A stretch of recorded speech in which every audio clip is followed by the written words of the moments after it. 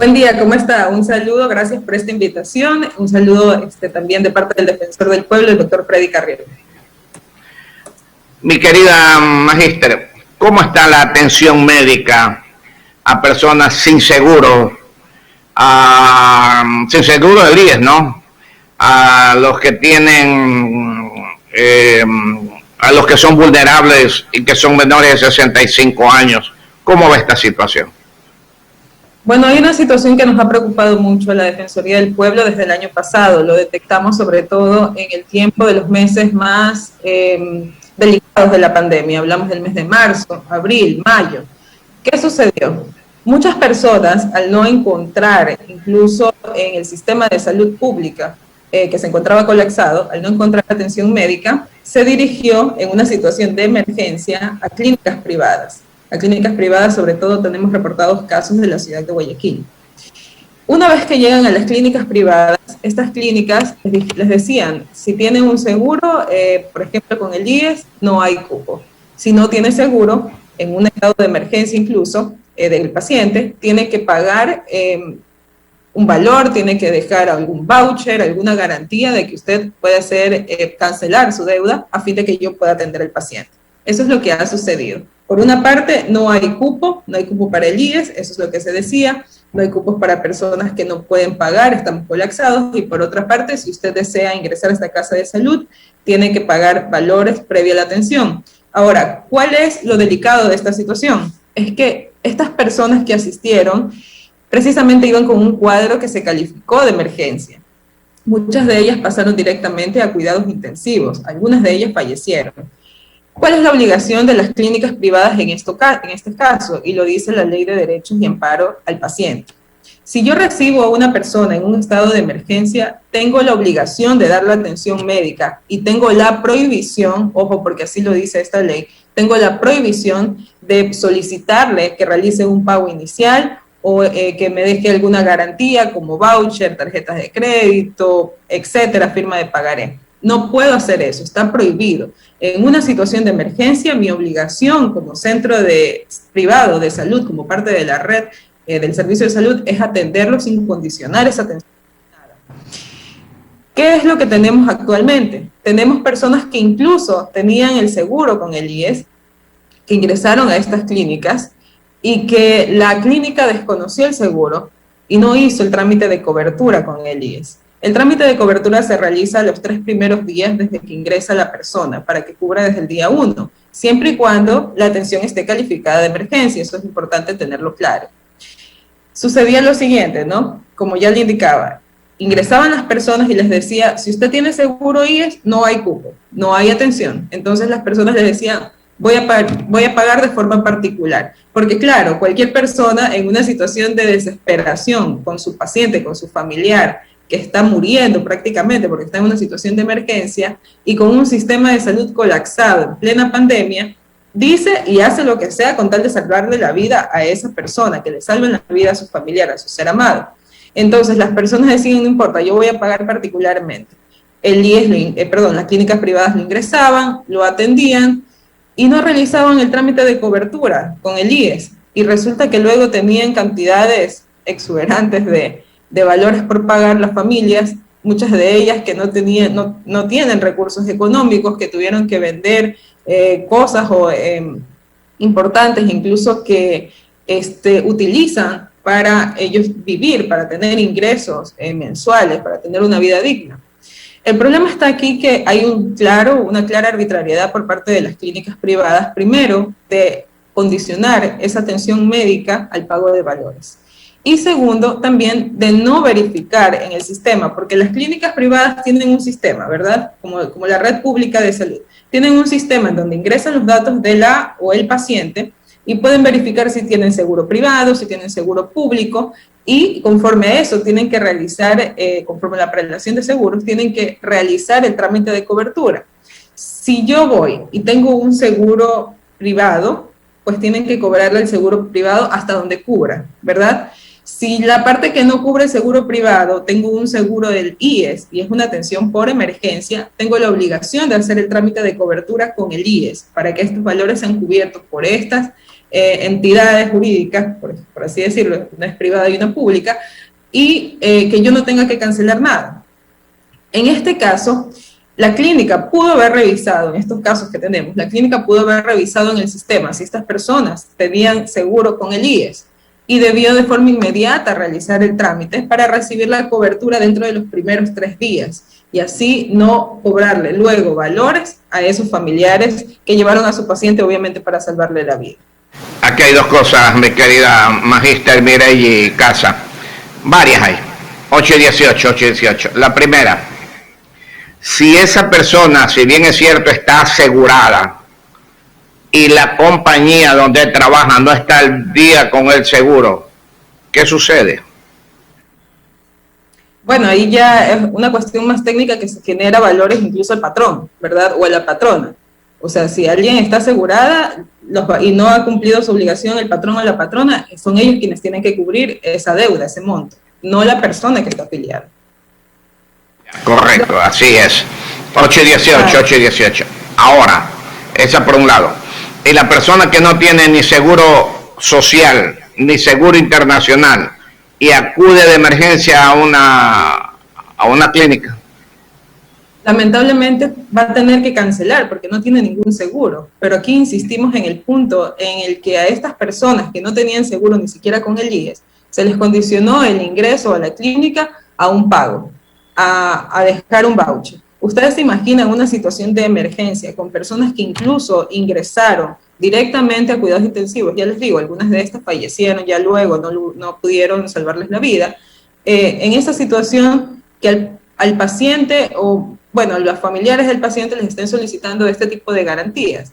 No se puede, por eso precisamente es que la ley lo prohíbe, porque cuando nos encontramos frente a una situación de emergencia, lo que prima, la obligación también del centro de salud es salvar esa vida, darle la atención, el cuidado necesario para poder superar esa emergencia. Es una gran verdad, pero ahí viene el otro lado de la orilla.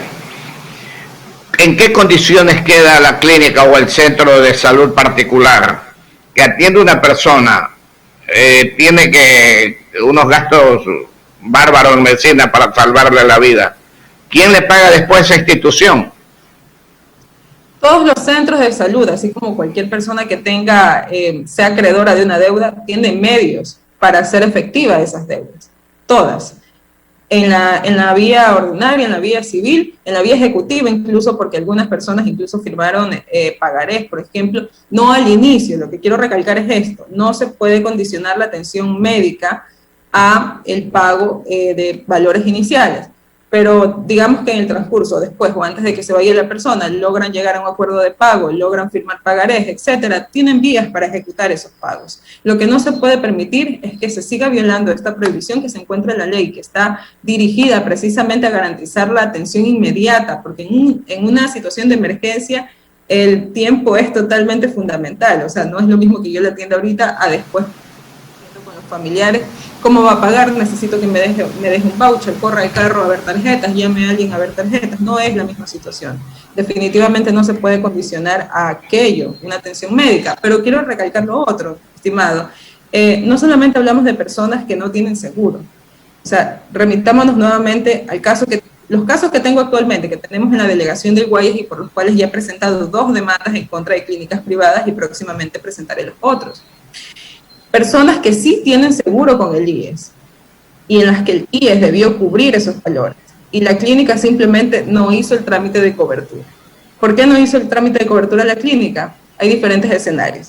Una, porque se sujetan a valores menores, los cobros del IES tienen otras tarifas de los que pueden cobrarle a las personas de forma privada. Y 2, porque el IES también conocemos que se demora en pagar. Pero estas no son cuestiones que se le puedan cargar a las personas que van como pacientes. O sea, no les pueden afectar a las personas que van como pacientes que tienen un seguro. No se les puede perjudicar de esa forma. Tiene la obligación la clínica privada de cumplir la normativa, O sea, una persona que tiene un seguro con el IES sabe que puede ir en una situación de emergencia a una clínica privada y que lo que va a suceder es esto. Eso se llama seguridad jurídica. Voy a ingresar sin que me condicionen a ningún pago, y luego, dentro de los 3 primeros días, incluso yo puedo estar, imagínense, en coma, no tener familia, no tener a nadie que me ayude, pero existe una norma que obliga a la clínica a hacer el trámite de cobertura durante esos 3 días para que sea el IES el que pague esos valores, porque para eso tengo un seguro, para eso es la seguridad social. Tenemos un seguro que muchas veces no sirve de nada. Nosotros tenemos tantos empleados y muchas veces a nosotros nos toca pagar a los médicos, o hay médicos de muy buena voluntad que quieren asistir a nuestros compañeros de trabajo, como el doctor Orlando Paz, por ejemplo, que no nos ha cobrado a ninguno de nuestros compañeros la atención que le ha dado, gracias a Dios, pero tenemos que recurrir a cuestiones particulares. ¿Y para qué sirve lo que le pagamos al seguro? ¿No es cierto? 823, casi el 21% entre el patrono y el trabajador, 21% mensual. ¿Para qué sirve si el seguro no da ninguna? Le digo que sinceramente la situación es muy delicada. ¿Por qué también tiene que salir afectada una empresa privada con miles de millones de dólares? A las clínicas hemos conversado, así como estamos conversando con usted, a los representantes de la clínica, voy a ver cómo se queja, cuánto les debe el seguro, y ellos tienen que pagar medicinas, personal, etcétera, etcétera, todo lo que da una afección de salud a cualquier persona. Entonces hay situaciones muy duras, le digo sinceramente. Ahora, si la clínica dentro de los 3 días no ha comunicado al seguro, eso sí es responsabilidad total y absoluta de la clínica, mi querida magíster. Por supuesto, lo que usted dice es totalmente real, ¿verdad? Tenemos un IES que se encuentra no abastecido en medicinas, incluso para medicinas o para tratamientos muy delicados como lo son para las personas con enfermedades catastróficas. Usted me hablaba sobre la falta de pago del IES y enseguida se me vino a la mente, por ejemplo, de las clínicas que dan diálisis, que en efecto no les pagan desde hace muchos meses, y así el IES pone en peligro la atención a los pacientes, porque si estas clínicas no tienen insumos, lo necesario para realizar los tratamientos de diálisis, pues en definitiva va a menguar el servicio o va a bajar la calidad, y eso es algo muy preocupante. Pero como usted lo indicó también, si la clínica privada, sabiendo que la persona tiene un seguro del IES, no hace el trámite de cobertura, por supuesto que es una responsabilidad de la clínica, y no solo eso, sino que está incumpliendo una normativa y está violando los derechos de una persona que está yendo a su centro de salud a ser atendido en una situación de emergencia. Y en ese sentido, yo lo que quiero indicarle igual a la ciudadanía que nos está escuchando es lo siguiente: esperemos que no nos encontremos en esta situación, pero a veces es inevitable, ¿verdad? Más bien son algunos consejos para que no se encuentren en ese panorama en donde luego no se hace un trámite de cobertura con el IES dentro de los 3 primeros días, y tengo que pagar yo, tengo que asumir los valores, que a veces le digo son exagerados, por esas atenciones médicas. ¿Qué se hace en esos casos? Cuando yo voy en emergencia con un familiar, con un paciente, debo asegurarme de que no condicionen esa atención a emergencia. Si es que la condicionan o algo, tengo a quién recurrir. Se llama el Access, que incluso hace pocos días por decreto lo van a fusionar, ya ordenaron su fusión, pero es el Access, es la agencia que regula la calidad del servicio de salud. Acudo a la agencia, y la agencia es quien tiene que observar a estas clínicas privadas, así como todo el sistema de salud, por la deficiencia en el servicio que se brinda, ¿verdad? Otra cosa que yo tengo que hacer también, asegurarme que dentro de esos 3 primeros días la clínica realice el trámite de cobertura. ¿Cómo puedo hacerlo? Yo siempre les aconsejo que lo hagan por un escrito, para que quede constancia incluso que la clínica lo recibió y ustedes lo tengan, porque a veces todo es hablado, ¿verdad? Y deja mucha duda o no se puede demostrar si hubo o no esa interacción. Pero lo importante aquí es poner un escrito, decirle a la clínica privada, esta persona está asegurada con el IES, realizar el trámite, y si ya se ha hecho, remitirme, por ejemplo, los documentos o presentar los documentos. ¿Ok? Eso es una presión para la clínica, porque muchas de las clínicas se escudan en lo siguiente, en que no sabía que tenía un seguro con el IES. No me dijo el paciente, no me dijo la persona que vino con el paciente.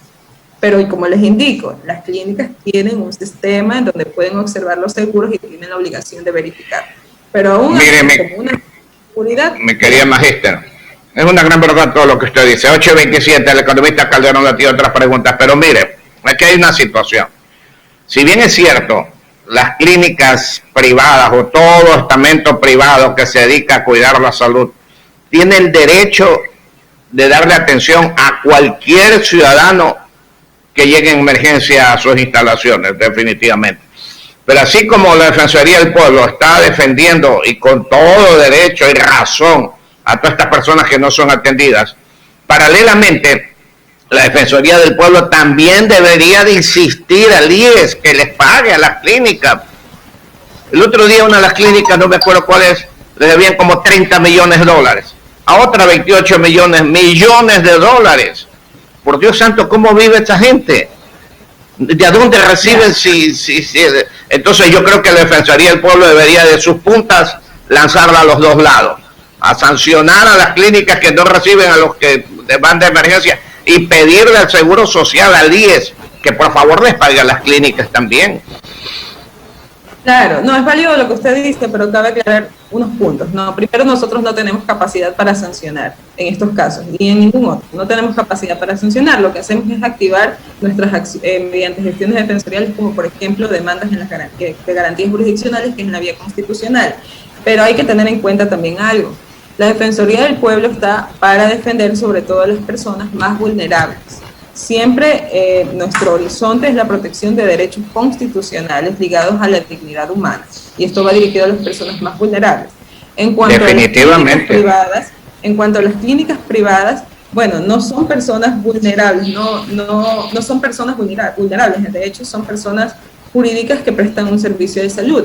Cuando le interesa a la Defensoría del Pueblo, por ejemplo, la relación que tienen estas clínicas privadas con el IES, cuando esa falta de pago puede generar una falta de atención a personas que se encuentran en una situación vulnerable. Como usted lo ve ahí en la línea, sigue siendo nuestra preocupación la persona vulnerable, no la clínica privada.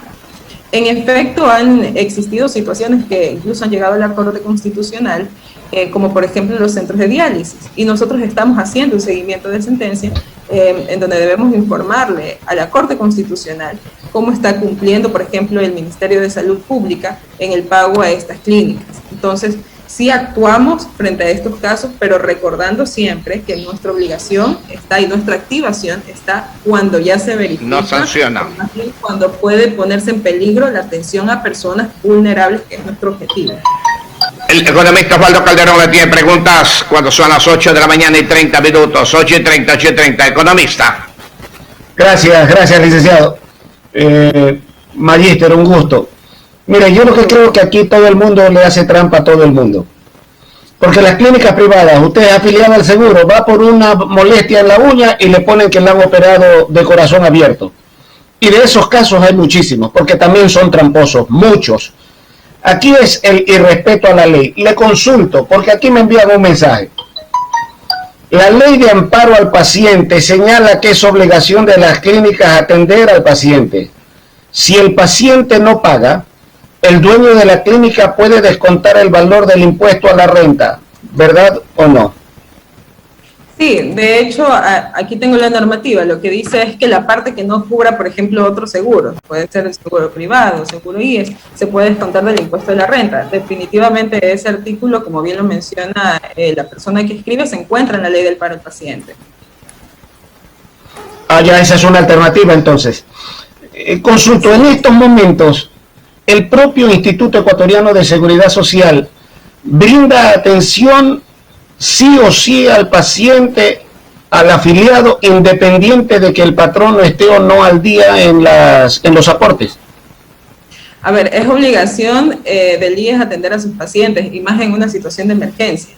Ya respecto a si el patrón o a tu patrona se encuentra o no al día, bueno, ellos mismos tienen... ¿Por qué le pregunto esto? Discúlpeme, Magíster, porque nos han referido casos que se ha vuelto a lo anterior, que el IES mismo dice, a ver, paciente tal, su patrono no está al día, no lo podemos atender. El propio IES lo rechaza. Sería bueno poder revisar ese caso, si me lo puede remitir, para yo analizarlo, porque habría que poner en conocimiento también al IES a ver qué está sucediendo y ver qué respuesta dan ellos. Como usted hablaba en respecto al mensaje que dejó su invitado, quería hacer la precisión de que se encuentra en el artículo 11 de la Ley de Derechos y Amparo al Paciente. Los valores no recuperados por el centro de salud por la atención a un paciente en estado de emergencia podrán deducirse del impuesto a la renta de conformidad con la Ley de Régimen Tributario Interno. ¿Usted cree que la Defensoría del Pueblo necesita recursos legales para poder hacer valer aún más su acción? Bueno, está previsto en la Constitución. Podemos activar demandas dentro de la vía constitucional precisamente porque sabemos que existen vulneraciones de derecho que no se resuelven administrativamente o que incluso se resuelven, pero tienen que repararse integralmente por los daños ocasionados. En este caso no nos ha quedado más alternativa que presentar demandas para que se garanticen esos derechos, se declare su vulneración y se ordene restitución. Gracias de mi parte, Magíster, muy amable. Ok, gracias. Nos despedimos, mi querida Magíster, faltan 27 para las 9. La dejamos con las últimas palabras a la Magíster Mireli Casa Macliff, delegada provincial del Guayas de la Defensoría del Pueblo, mi querida Magíster. Un gusto, muchas gracias por su invitación.